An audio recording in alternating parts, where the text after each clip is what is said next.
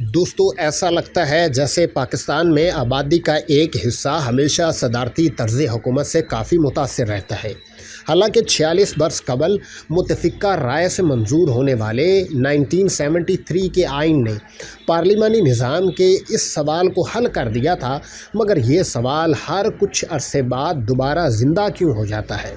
دوستو اس ویڈیو میں ہم بات کریں گے پاکستان میں صدارتی نظام کا نفاذ کیسے ہو سکتا ہے۔ پارلیمانی صدارتی نظام اور مارشل لا صدارتی نظام ایک دوسرے سے کتنے مختلف ہیں، اور کیا آج کی بحث بس بحث ہی ہے یا واقعی صدارتی نظام آنے والا ہے؟ دوستو کبھی کبھار تو یوں محسوس ہوتا ہے کہ اس معاملے کو یہ جائزہ لینے کے لیے منظر عام پر لایا جاتا ہے کہ آیا صدارتی نظام کی حمایت میں ٹھوس رائے عامہ موجود ہے یا نہیں۔ ان دنوں ایک بار پھر اس سوال کی بازگشت سوشل میڈیا اور چند الیکٹرانک میڈیا اداروں میں سنائی دے رہی ہے۔ سوشل میڈیا پر موجود چند افراد کی جانب سے صدارتی طرز حکومت کی جوش اور ولولے کے ساتھ تعریف کرنے کے باوجود زمینی طور پر موجود نظام کو صدارتی نظام سے بدلنے کے حوالے سے کوئی حقیقی حمایت نظر نہیں آتی۔ وفاقی یا صوبائی قانون ساز ایوانوں میں سے کسی ایک نے بھی اس سوال پر کبھی بحث تک نہیں کی۔ صدارتی نظام کی حمایت میں قرارداد منظور کرنا تو دور کی بات ہے، اگر صدارتی نظام کے لیے تھوڑی بہت حمایت موجود ہے بھی، تب بھی اس کے حق میں اپنی رائے کا اظہار کرنے یا اس کی حمایت کرنے میں دلیل دینے میں کچھ غلط نہیں۔ صدارتی نظام کے حمایتیوں کی جانب سے ہر شخص کو دستیاب جمہوری روایات کا پاسدار ہونا چاہیے۔ منطق، حقائق اور اعداد و شمار پر مبنی ایک صحت مندانہ مباحثہ جمہوری کلچر کا حصہ ہوتا ہے، اور اگر کبھی ایسا موقع آئے کہ جب رائے عامہ کی اکثریت صدارتی نظام کے حق میں چلی جائے، جو ریفرنڈم سے واضح ہوتی ہے، اور دونوں ایوان پارلیمنٹ آئین میں ترمیم کریں تو نظام کی تبدیلی میں کوئی حرج نہیں۔ سری لنکا نے بھی چند برس قبل جمہوری روایات کی پاسداری کرتے ہوئے یہ تبدیلی کی، جبکہ ترکی نے تو محض کچھ برس قبل ہی ایسا کیا تھا۔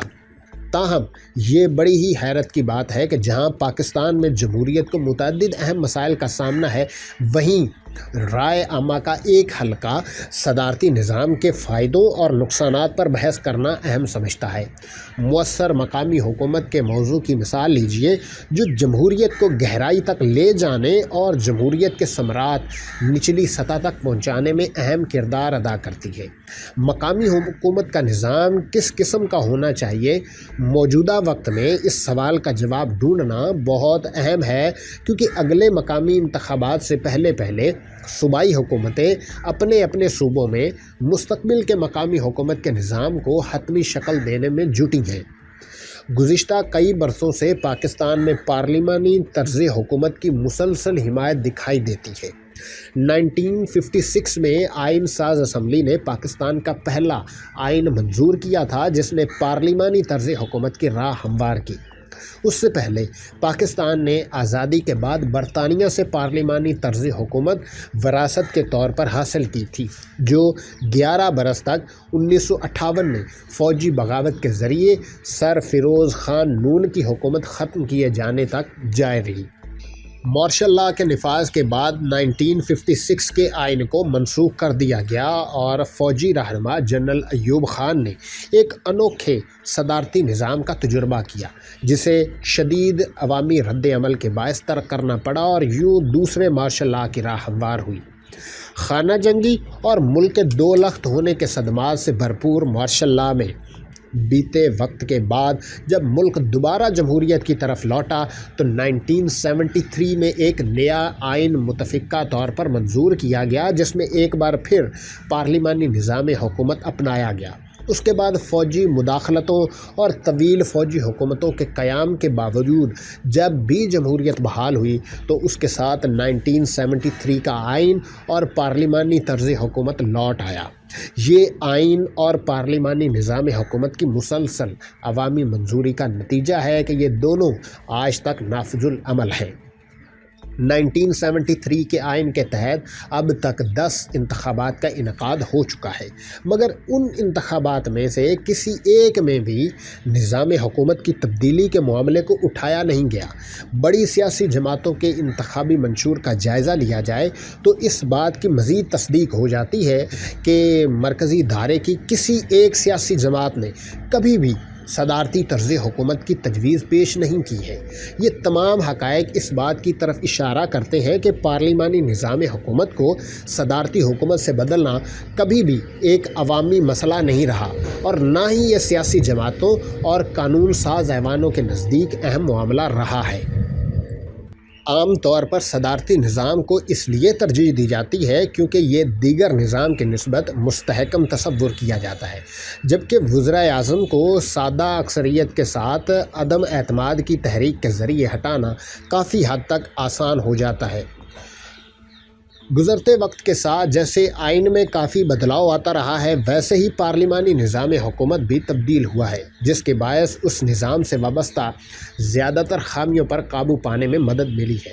پاکستان میں پارلیمانی جمہوریت کے ابتدائی 11 برسوں کے دوران بار بار حکومتوں میں ہونے والی تبدیلیوں کے باعث 1973 کے آئین کے اندر سیاسی عدم استحکام سے بچاؤ کے لیے کئی ساری دفعات شامل کی گئیں، جس کے بعد سے آئین مزید بہتر ہوا اور وزیر اعظم کا عہدہ کم از کم سیاسی طور پر تو کافی مستحکم ہوا۔ 1973 کے آئین کی منظوری کے بعد عدالتی، فوجی اور صدارتی مداخلتوں کے سوا کسی بھی وزیر اعظم کو عدم اعتماد کی تحریک کے ذریعے عہدے سے سبق دوش نہیں کیا گیا۔ فوجی حکمرانوں کی جانب سے آئین میں بار بار متعارف کرائے جانے والے قومی اسمبلی کی تحلیل اور وزیر اعظم کو گھر بھیجنے کے صدارتی انتخابات کا خاتمہ کیا جا چکا ہے۔